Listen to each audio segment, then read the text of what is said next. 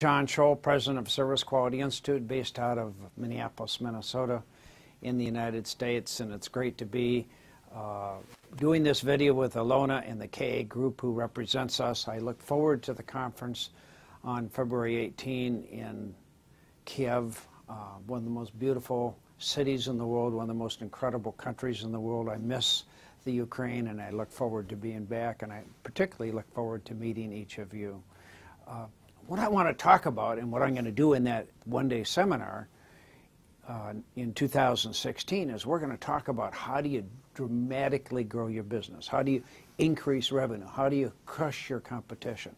I'm not talking about simple little increases in revenue. I'm talking about how do you dominate the market. Now, I know that in the Ukraine you've had a lot of economic and political problems in the last year.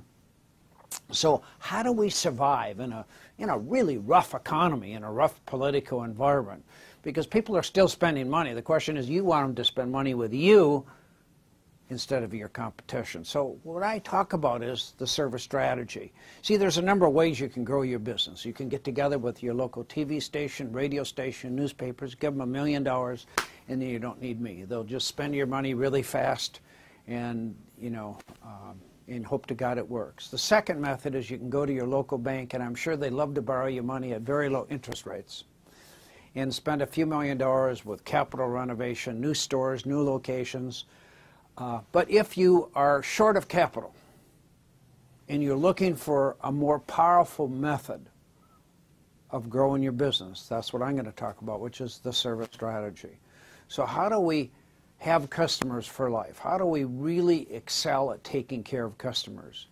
And I think there's a number of things that we got to do. First, we got to understand this is strategy.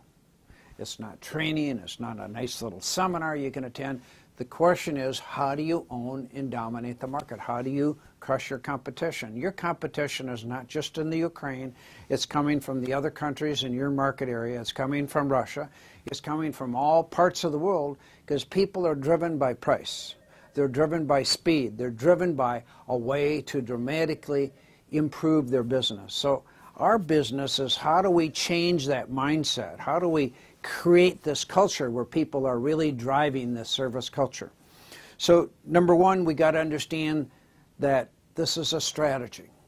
Number two, we got to understand we're in customer service. I don't care if you're a bank, I don't care if you're a retailer, I don't care if you're in advertising. Regardless of what business you're in, the paradigm switch is all of the employees, including yourself, have to understand you're now in customer service. In the United States, many of you think customer service is wonderful. For most of us living in the United States, we think service sucks. Okay? The better your customer service, the higher the expectations. There's only a handful of companies that really understand the service strategy, and I go through those in my seminar. I'm going to give you a little insight into some of them today.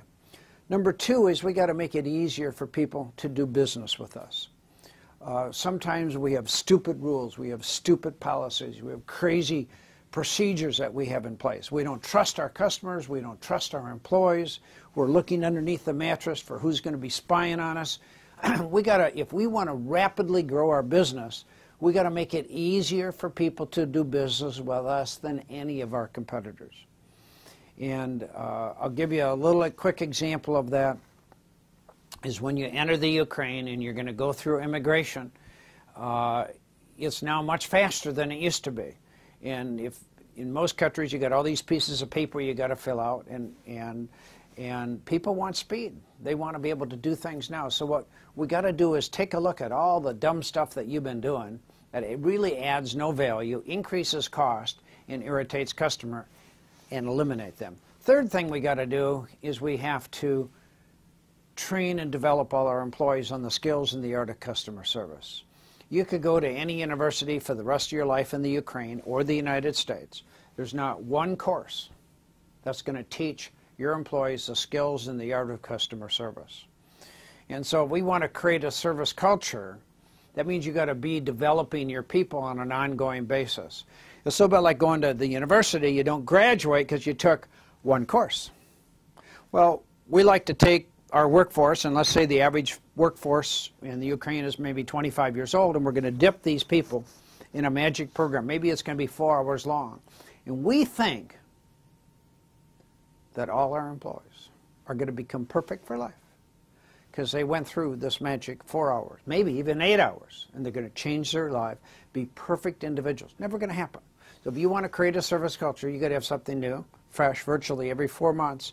Move it along to keep developing your people. The next element we got to have is speed. Speed to me means how do we reduce the time by 90%? Amazon is right now focusing on using drones so they have delivery in 30 minutes, any part of the United States. 30 minutes. If you're Best Buy, if some of the major retailers trying to compete with Amazon, how do you compete when they can have a 30-minute delivery time? Right now you can buy a product on Sunday, if you're in 17 different cities that they have this in place, including Manhattan. You could be at home at 6 a.m., you ran out of diapers, you need diapers, and you can go on the internet and order the diapers and have them at your apartment within 60 minutes. If you don't want to pay the shipping charge, then instead you wait 2 hours and the shipping is free. So what we got to understand is speed is very, very valuable. The problem is that we have a mindset of employees going slow. We know that if we have 8 days, we wait until the 8th day to start the project. We know if we have 12 hours to approve a loan, we wait until 12 hours to begin looking at the loan. So we need to dramatically reduce the time, and then secondly, we have to change the policies and systems in place to make it easier, faster for people to do business with us. Then the next thing is that we got to have empowerment. That means if you got 20 employees or 200 employees or 2,000 employees, every single person has to be able to make empowered decisions on the spot, and it better be in favor of the customer. There are too many really weird things that happen during the day, and you don't know what's happening with your customers. Every customer is a little bit different. We like to have these rules and the policies and procedures, and we train people on rules, policies, and procedures. Instead, what you need to do is teach people principles. The principle is to grow the business. That means that every employee has to learn to love the customer. If you have over-happy customers, you make a fortune. You could have your own bank. But the problem is we don't understand the value of having over-happy customers. And I'll share some examples of some companies that really understand the power of over-happy customers. They make a fortune, okay? It doesn't matter what the economy is. People love great service. Now, what I need to help you also understand is that good service is not going to do you any good. It's not going to get you into the Olympics. It's not going to win you any gold medals. People need a lot more than good service. Okay service is nice, but it's not going to get it in. Second problem is that our expectations are lower, so good service to somebody in the Ukraine might be lower than in other parts of the world. So the only thing that counts is you got to wow the customer. You got to provide incredible service with every transaction, every interface with your customers. The next thing is that every single employee has to be trained and developed. That includes the security guards. And as you know, in the Ukraine, there's a lot of robots. I understand, by the way, that there's a manufacturing plant in Kiev for robots. They make security guards. You know what a security guard looks like? It goes like this.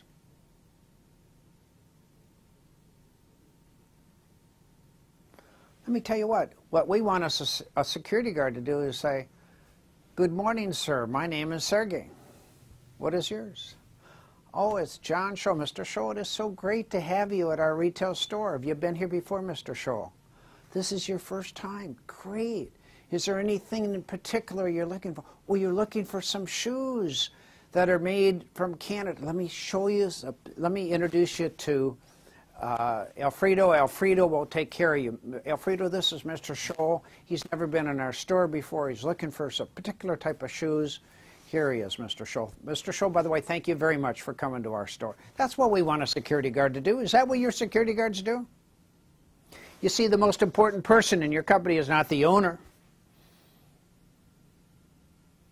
It's not the CEO. It's that little employee floating through your system. And if they all deliver incredible customer service, you make a lot of money. And there's a perception that if we pay people a lot of money, they'll produce more.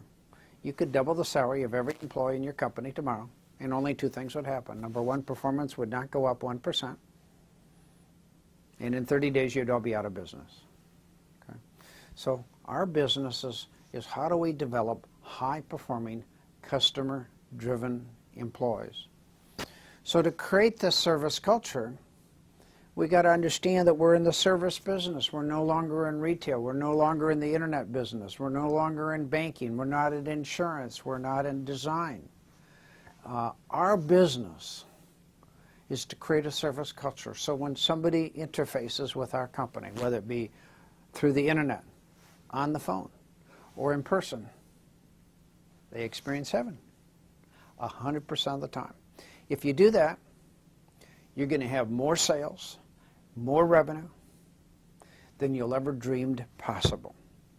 But that means you got to have a commitment and you got to have a focus. Now, if we look at some companies that are service-driven, if we look at Metro Bank in London, which I'll share some results with, the bank is now 5 years old. It started on July 29, 2010 with 4 locations, 40 employees. It now has 1,800 employees. It's the most customer-driven bank in the world. It has gone from 0 to $7.8 billion in deposits. It is growing over 100% a year. They now have 34 locations. By the time I'm in Kiev in February, they'll have about 38 or 40 locations. They add, here's an interesting thing, in the United States, and I don't know about the Ukraine, but in the United States, the average bank adds 20 new accounts a month.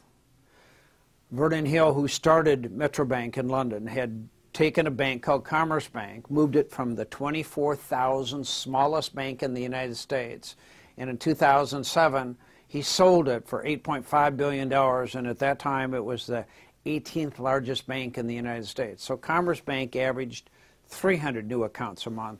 At Metro Bank, they're doing 625 new accounts a month. Everything is focused on the customer experience. They don't spend any money at all on advertising. And in another 5 years, they'll have about $39 billion. We're not talking about your money. We're talking about USD in assets, okay, from 0. This is an incredible thing. And there's a cartel in London of 5 major banks that just dominate the market, and Metro Bank is moving right along. And by the way, I can call Metro Bank from Kiev 24 hours a day, 7 days a week. I can call them at 3 o'clock in the morning, and somebody will answer the phone within 1 or 2 rings. I'm talking about a live person, not push 1, push 2, push 7 to go to hell. Talking about a live person. If I called your bank at 3 in the morning, will a live person answer the phone? If I called your business Sunday night at 11 o'clock at night, will a live person who's really smart, very intelligent, who's awesome, answer the phone? See, what we got to do is we got to think differently. By the way, one of the other problems I notice in the Ukraine is that the method of improving customer service in the eyes of most companies is we just add more employees. So I'd say that in Kiev, and particularly in the Ukraine, throughout the Ukraine, that I'd say that probably 95% of all organizations have 25% more employees than you need. And that's fine if you don't have a problem with overhead. You don't care about prices. But maybe the economy is a little rough. Price is important. So customers value price, they value speed, they value quality, they value service. Okay? They want employees to make very fast, empowered decisions. So whatever you sell, whatever your service or product is, better have incredible quality, but everything has to be built around service. Another role model that I'll talk about at my seminars, which I do a lot of tracking and following with, is Amazon. I don't know if any of you have ever ordered a product from Amazon. Their focus is to be the world's most customer-centric company. Last year, they increased sales $15 billion. We're talking US dollars.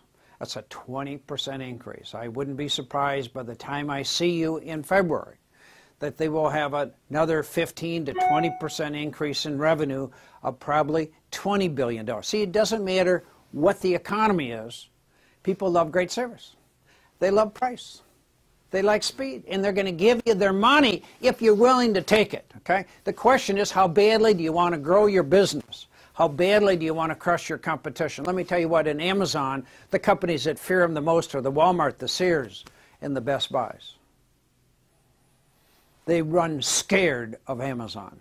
And by the way, we have a client in Kazakhstan called Technodom, which is similar to Best Buy. It's the largest retailer in the country. They've been using our 3-year service culture plan. I started with a seminar with them about 2.5 years ago, and they have had a very significant increase in sales. They have had a significant increase in sales per transaction. They are increasing their market share by 50% this year. They're extraordinarily successful. So here's a company with several thousand people. It's the first company in the CIS countries, the first company in Kazakhstan that understands the service strategy, and they're implementing the service strategy. I'd like you to do the same thing here in the Ukraine. I'd like to, when I come in February, I'd like to work with you to help you really grow your business. I'd like to help you crush your competition. I'd like to help you grab more market share. I'd like to help you become even more profitable than you've ever been before. So now here's the other beauty of what I talk about with the service strategy and I've told this to Vernon Hill, he knows this, at Metro Bank in London. You could sit down with all your competitors, tell them what you're going to do, why you're going to do it, and they'll never copy you. It is the only strategy you can use, you can implement right underneath the nose of your competition. And you'll have like a 20-year lead time. They can't figure out what the devil you're doing. It takes a lot of work to do this. It doesn't take money. It takes effort and focus. And that's why a lot of CEOs, they just disappear. You know, they're used to just giving their ad agency another $1 million, you know, because money is very flush in the Ukraine, and they love borrowing the money from the banks at those very, very low interest rates. Well, I just have a different strategy on how to grow your business. I'd like you to copy what a Metro Bank does, where they don't spend any money on advertising. They just focus on an incredible customer experience. Another company that many of you are familiar with is Apple. You know, when you go into the Apple store in the United States, they have about 437 stores. They charge a lot of money for their products, but they have incredible customer experience. Everybody is incredible to work with. They have more employees per square foot than any other retailer in the United States. And they're always busy, and they're always very gracious. These are computer nerds, very, very smart people, and their soft skills are always like a 10. Okay?